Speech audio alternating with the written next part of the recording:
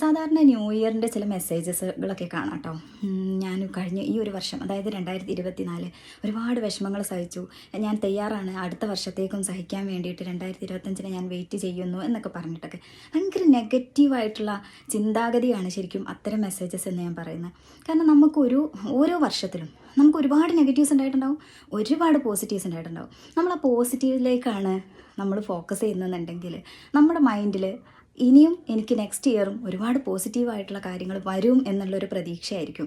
അതുതന്നെയാണ് നമ്മുടെ law of attraction എന്ന് പറയുന്നത്. നമുക്ക് പോസിറ്റീവായിട്ടുള്ള കാര്യങ്ങളെ വരുള്ളൂ. അപ്പം നിങ്ങൾ എപ്പോഴും മനസ്സിലാക്കേണ്ടത്, ഈ ഒരു കഴിഞ്ഞ വർഷവും നമുക്ക് ഒരുപാട് പോസിറ്റീവായിട്ടുള്ള കാര്യങ്ങൾ ഉണ്ടായിട്ടുണ്ട്, നെഗറ്റീവ്സ് ഇല്ല എന്ന് പറയുന്നില്ല.